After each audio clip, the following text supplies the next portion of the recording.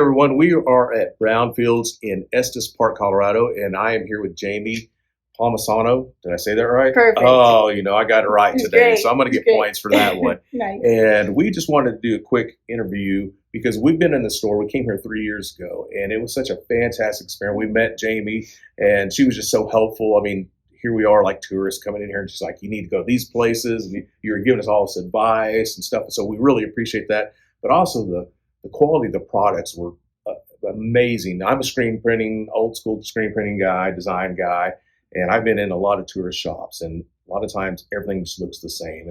You go up and down the street, and I don't want to talk about the vendors, but it's like copycat stuff. And I came in here and I was like, this is different. It feels different. It was a cool vibe. And so I would love to just ask you, what makes this business so unique and different compared to a lot of the other shops? Sure. That's one of our favorite questions to answer. So one thing is that we have been in business. This is our 70th season. And so we are seasonal. So that kind of gives us a distinction, just having that seasonality. And every year we have a very unique business model. Every year we completely sell out of our merchandise. And then we spend the whole winter buying and designing all new merchandise and present a brand new store every year. So the designs are exclusive to us. We put a ton of time and energy and effort and very intentional about the name drops and the photographs and the images that are being used. And it's not the same as everybody else down the street.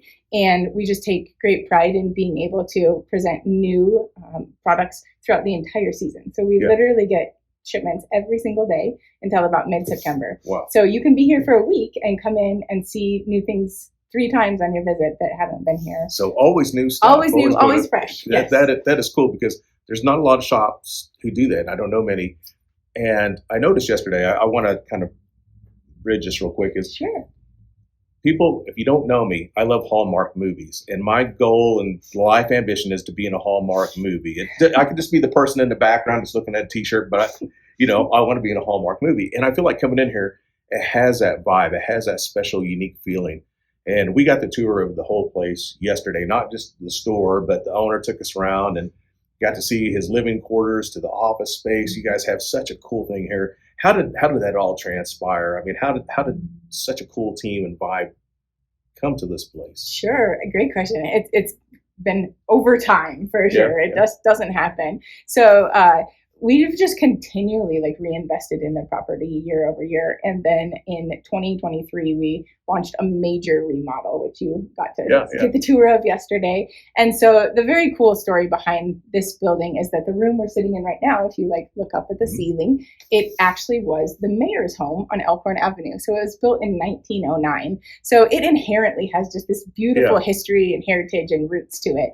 And so we just have expanded, we've grown, and we have continually just reinvested into the property because it truly is for us all about the customers and the customer experience. And whether it is, we had steps before, well, it's hard with a stroller. It's hard for elderly people. It's hard in a wheelchair. So we were able to make it all one level, just systematic changes that we've been able to do to make the shopping experience more pleasant and also to grow in the meantime. Yeah, that's pretty incredible.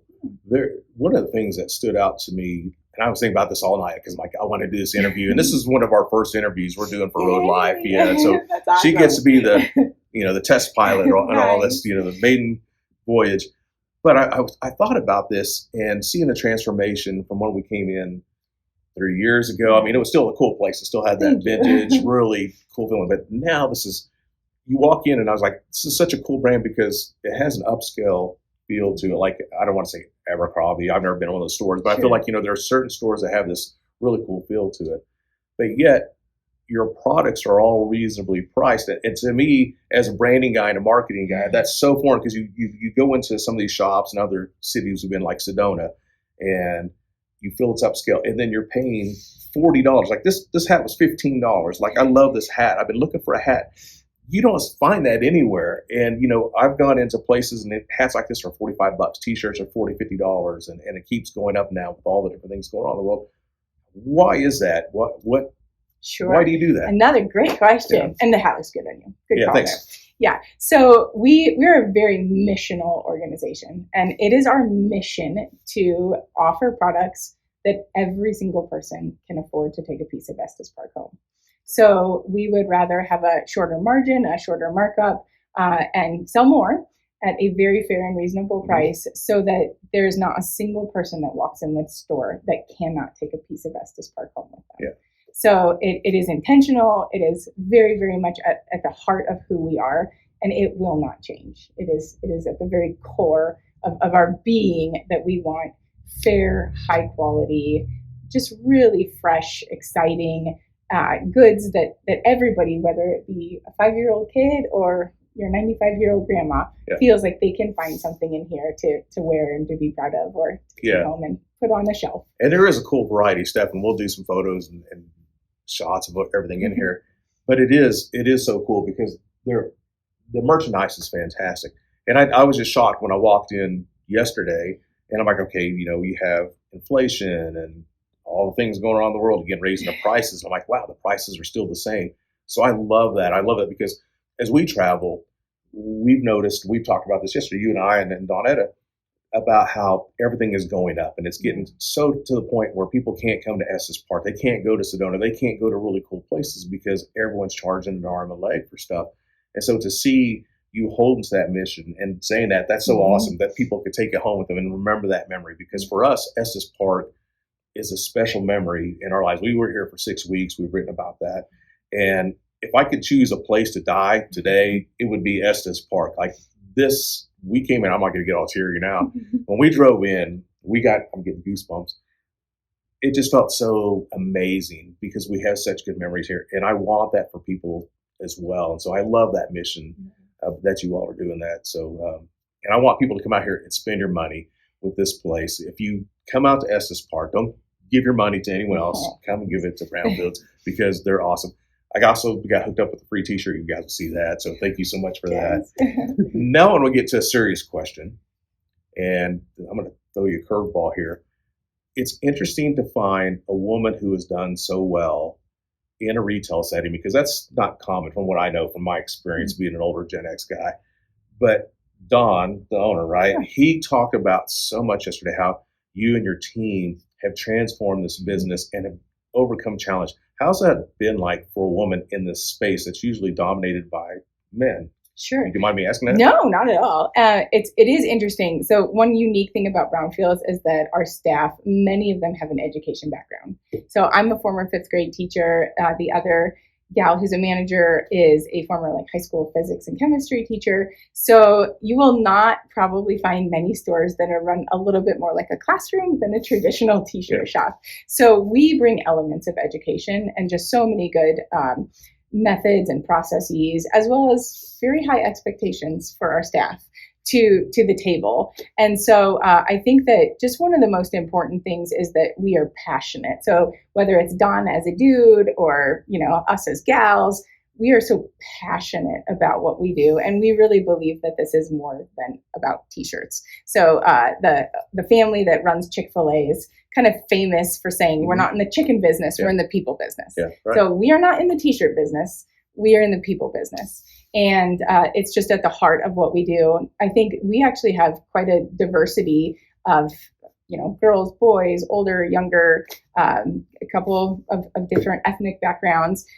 Estes Park is not generally known as a super diverse ethnic community, but I think considering the representation we have, we really do have a very good representation of a diversity of viewpoints and values. And I would just say that as far as being a woman, there is nothing that has ever stopped me because of my gender. Yeah. And I definitely think that this industry, being a hospitality industry, I think it lends well to some things that girls seem to be good at, and in ways of leadership and some other areas that guys maybe tend to have a little more strengths in. There's a perfect balance, and there's a perfect spot in the hospitality industry for both genders. And so I'm glad that I can represent gals in this space, and just think that all of us have the innate capacity to be hospitable.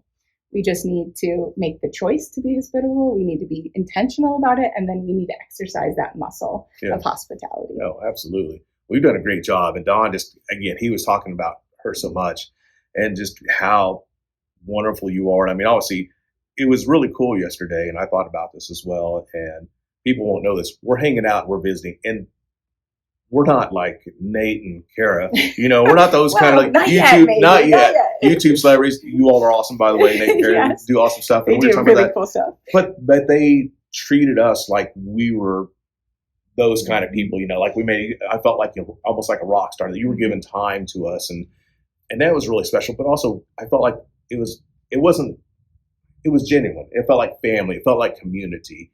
And, and then we're sitting here talking to you and Don, and people are like, oh, someone came by to say hi to you. And they're like, there's people just coming in to visit people that work here, and like, you don't see that, I've been in a lot of stores. I'm like, oh, hey, how's it going? We came in here to see you, hi, we want to give you a hug. So that says something about this business and that magic. And even Don was talking about how a lot of the younger people in this community are being trained to come here. They love working at this place, and they will go through college. And even, I think, who was it? There was another lady was it her mother that worked here? Yeah. When in the early days, 70s. Yeah, before this was even like this kind of store. I guess Yeah. it was cowboy goods stuff, cowboy hats and stuff like that. And now the family is still working in the business. So that obviously says a lot. And I think you all as a team, as a brand, with what you've done is fantastic, because you don't have that magic in a lot of places anymore, in businesses, and that care and that love and that passion. So as a marketing guy, I love what you're doing. I think it's special. Now I'm going to ask you a couple of other real questions. So I noticed, and I may be wrong with this seems to be a faith-based company, because I see free Bibles and I've seen some quotes and scriptures. But coming in here, I didn't feel like it was another one of those Christian companies that are going to judge you and make you feel very good. Not like you're not welcome. So you're faith-based. That's part of your mission. That's part of your. It is, and it is, and what we believe is, like, we believe in true inclusivity. That we want every single person that walks in this door to feel welcome and wanted and valued. And we are just excited that we can share the hope and the love that we hope people experience when they walk in this store. And it's kind of a cool story. So the Bibles are actually not from us. So the gentleman who built Barlow Plaza next door, which is Poppy's and Mama Rose's and a few of these other shops in that area, it is his gift back to the community. And so he is in his 90s, and he comes up twice a week to any of the businesses who would like to offer the Bible stand. And he is the one who provides all of it. And he believes that it is his way of being able to give back after having such a wonderful, wonderful, wonderful business and piece of property here in Estes Park. So it's neat to kind of be able to fan his flames of passion as well, which is nice. That's amazing. Yeah. And I have to say something, because I used to be in the ministry, and I'm not a religious person anymore. And I come in here, I'm like some Oklahoma redneck and myself, and they're dummy. But I want people to understand that there's a right way to do Christianity or any faith, and a wrong way. And I was so impressed, because I see these things and I catch on to them. And I've been into religious stores before where I felt like I'm going to burn in hell stepping in here, sprinkling the holy water kind of stuff. And that was just something I wanted to hit on, because I feel like that needs to be said, that you can, whatever your faith is or what you believe in or don't believe in, can be done in the right way. And I think we need more of that in our country today, and where we're not judging people and being angry. I mean, you could have stuff up here saying you're not welcome, but you're not. And I'd love to see more shops around, anywhere in the country start doing that, because there is a lot of hate, and we don't need any more hate in this world. We need love. So anyways. And our staff is actually representative of that. So we have Muslims, we have Buddhists, we have Christians, we have, a very strong diversity within our staff too. So it is what we want coming in from the outside, but it is also who we are on the inside. Right. Yeah. At the end of the day, we all got to love each other. And that's what, it's not about businesses. Like you said, we're in the people business. And that's what it's about. So the last question I think I have for you is, what makes Estes Park so special? Not outside the business. What do you feel? Because we talked about things yesterday. You said there are certain things changing, and I guess I could hit on that a little bit too. But what do you feel like? What makes this place great? I mean, Don shared his idea, and it was like that Hallmark movie kind of thing. What's your take on that? Sure. I do think there's a magic about the mountains here, and not that that doesn't exist in many places. I mean, there's so many beautiful places like beaches, mountains, forests. Like it doesn't matter, but I feel like there is something here that calls people back. There's a beckoning. Like I don't know how to describe it. If we could encapsulate it, if we could put it into words, you know, we could write a Hallmark movie. Yeah. But it is just this pull. And once you have experienced this place, you want more. Yeah. And this is my 25th season here, and it's never gone away. It's never waned. You know, I don't take for granted what I get to wake up to every day. And part of the reason I believe that is the case is because of the national park. And I think that it is one thing that, you know, I can't remember who said the quote, but it was like one of America's greatest ideas. And I think that might quite possibly be true, that these national parks are for the people, are owned by the people, are beloved by the people. Like these parks give an opportunity for escape, for restoration, for awe, for wonder, and for family and for adventure and just all these like great American things. It's like here, you know, and they're scattered throughout our country. So I think it's just such a blessing that we have this. And I think that the town of Estes Park, if we can just cling to our roots, you know, the town was founded on tourism. Right. It is the very essence. It is the core. It is in our DNA. It is who we are. If we can just make sure that we always put people first, and that we put people over transactions and processes, and, you know, and we don't want to over steward to the point where we're becoming restrictive or we're becoming controlling. Like we need to fling wide the gates of welcome. And in the state of Colorado, I would submit that Estes Park is probably one of the most affordable mountain destinations, which affordable can be defined a little loosely in today's age, but it still, you know, is on the end that most American families are able to participate here, whether it's for a day or a couple days or a week. And I think that is part of the charm. And I think that we need to tenaciously fight and hold on to the fact that it has been historically accessible to all. And we here, like it is the hill we will die on as far as our hope for this town, that it remains accessible to everyone, and that everyone who wants to experience this has an opportunity to come and experience it. Yeah, I love that, protect it. And what jumped into my mind is there's a lot of things going on with the current administration. I don't want to get political, but obviously there are people who want to sell off parts of national parks, the public lands, and all the stuff that makes America great, that we get to go out and see, Yellowstone and just different places that we've been all over in the United States. And I think that's why, as American citizens, we need to fight harder to keep these things in the power of the people and not the wealthy. Because what scares me, and we talked about this yesterday a little bit, is what happens if all the wealthy people come into Estes Park and all of a sudden it's an upscale place. None of us will be able to afford to visit. So, you know, we have companies like Airbnb, they buy up all the properties, and I'm not saying that's right or wrong. I'll hold my take on that. But if we let all the wealthy people come in and just take over everything, we're not going to have this special feeling, this Hallmark place that people can come for generations and enjoy. So I would encourage anyone who watches this video to fight for their public land, to contact their Congress people or their politicians, local, you know, and state, just to say, we want to keep things the way they are. You know, obviously we want to improve things and make it better for Americans, but we don't want to lose it. And the only way we don't lose it is by being vocal and having our voice and fighting to protect it.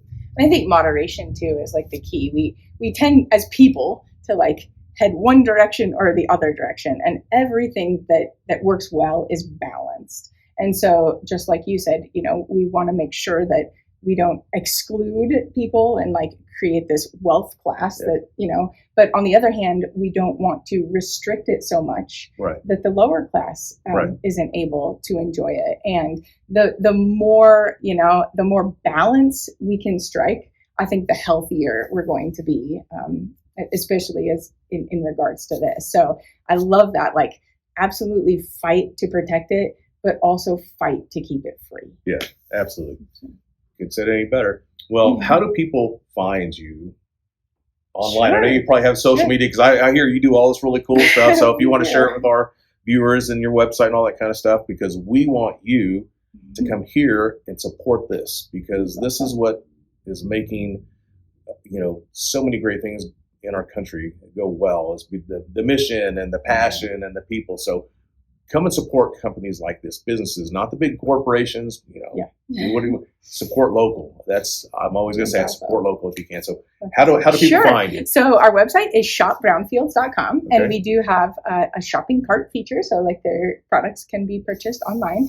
And then we're on Instagram and Facebook, Shop Brownfields, and then we're also on TikTok with some of our fun hiking videos. Yeah. In particular, our staff loves to hike, so we make some fun hiking videos. There's a lot of people that kind of aged out of, they've outgrown being able to hike some of these really awesome trails. And so we try to make sure that they're included and they can see what it's like. And so we have a lot of hiking videos in particular. And we love to meet new friends. And we also love to welcome back old friends. Yeah. Well, Jamie, it's been awesome. Thank you so much for doing this for us. I will say this real quick. I don't want to, Donna and I talked about this yesterday. We said, if we could choose a place to work, we would work here. Yes. Like, it felt so cool. Like, there's an opening waiting for you. We actually said, we're like, maybe we should come here and work for a summer, because you know what? People who know me, I don't work well with others typically. So, but don't play well with others. You don't play well with others. That's 100% true. But I feel like here I would easily connect with it. So I think, again, it just makes it so awesome, and I want people to experience that themselves. But thank you so much, and Dawn and everything. Yeah. Thank you. So please come out here and hang out and spend your money. Thank you.